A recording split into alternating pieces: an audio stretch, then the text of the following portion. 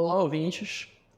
Esse é o primeiro episódio do Biocast, que é um projeto pensado por meio de outro projeto de extensão da matéria de Ecologia 1, por nós, alunos do quarto semestre do curso de Ciências Biológicas do Instituto Federal do Pará, campus Belém.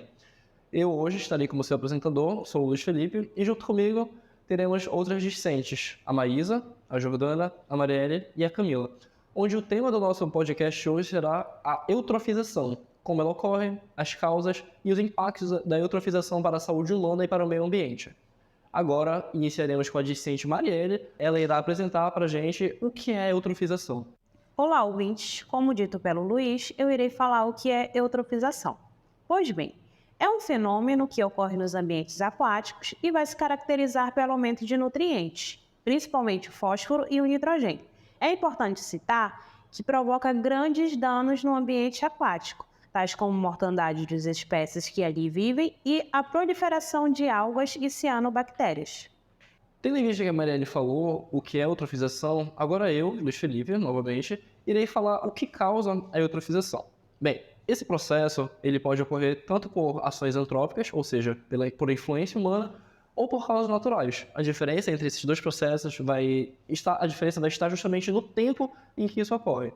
Para as causas naturais, já é bem descrito que elas são associadas ao envelhecimento natural dos corpos d'água. Por exemplo, os rios, com o passar do tempo, vão acumulando nutrientes, e esses nutrientes vão ser absorvidos pelas microalgas e pelas cianobactérias, que vão se proliferar, causando o processo de eutrofização. Para uma causa mais humana, o ser humano ele contribui para a eutrofização quando ele lança resíduos no ambiente aquático.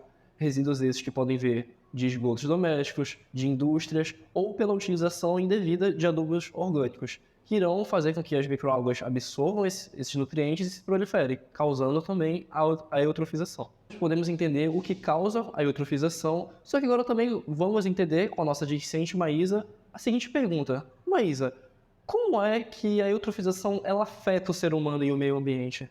Então, Luiz, assim, para a gente conseguir entender um pouco como que a eutrofização vai afetar os humanos, principalmente pela qualidade da água.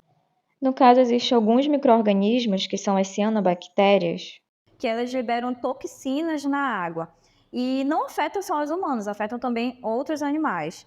E durante o consumo daquela água diretamente do rio, que está contaminado, e também se alimentar de peixes contaminados, né, o ser humano ele pode vir a ter problemas no fígado, no sistema nervoso, nos rins, dores abdominais, falta de ar e até mesmo aparecimento de tumores e que levariam até à morte. Então, são um dos casos que os humanos podem vir a ter. Muito interessante, Maísa, como esse processo ocorre realmente. Agora passaremos a falar para a nossa discente Jordana. Jordana, como é que a gente pode resolver esse problema da eutrofização? Então, Luiz, como já foi citado pelos nossos colegas, a eutrofização ela é um problema não tão recente, né? A gente sabe disso. Então, como é que a gente pode resolver? Existem duas possíveis intervenções que a gente pode fazer, que a gente chama de medidas, né? Que são as medidas preventivas e as medidas corretivas. As medidas preventivas, elas vão se basear em diminuir esses nutrientes danosos, como é o caso do fósforo e do nitrogênio, e controle de esgoto urbano, diminuição do uso de agrotóxicos, que são fatores que influenciam no processo de eutrofização. Essas medidas preventivas, elas vão atuar no local, nesse ambiente aquático, enquanto o processo de eutrofização ainda não começou. Mas e quando esse processo já iniciou, o que a gente faz? Para isso, a gente tem as medidas que são chamadas de medidas corretivas. Elas vão consistir na utilização de reagentes para diminuir a quantidade desses nutrientes danosos e a coleta dessas algas que se acumulam na superfície. Essas são as medidas que a gente até então conhece para evitar o processo de eutrofização e para controlar o processo de eutrofização. Muito obrigado, Jordana, pela sua contribuição. E bem, nós estamos caminhando para um momento chave do nosso Biocast, que é justamente a parte que envolve o nosso projeto de extensão de ecologia. Bem, o projeto de extensão de ecologia, ele surgiu com uma ideia de ver os níveis de eutrofização numa praça do estado do Pará, que é a Praça Batista Campos. E agora, a nossa discente Camila vai se aprofundar justamente nesse tópico da praça. Discente Camila, como é que a eutrofização ela pode ocorrer na Praça Batista Campos, mais especificamente? Bem, eu vou falar agora para vocês qual a importância de conservar os lagos da Praça Batista Campos, tudo bem?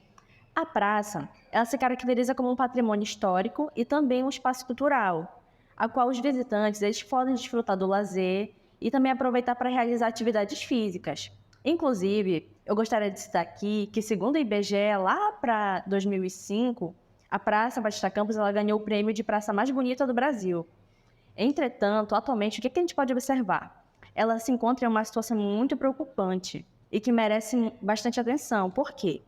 A praça ela possui lagos artificiais, um total de 4 lagos artificiais, com a presença de uma diversidade de espécies de peixes. E a problemática ela vai surgir exatamente nesse ponto, porque os lagos eles necessitam de cuidados e conservação, mas alguns fatores, eles foram até foco de matérias de jornais, eles têm sido responsáveis pela morte desses peixes.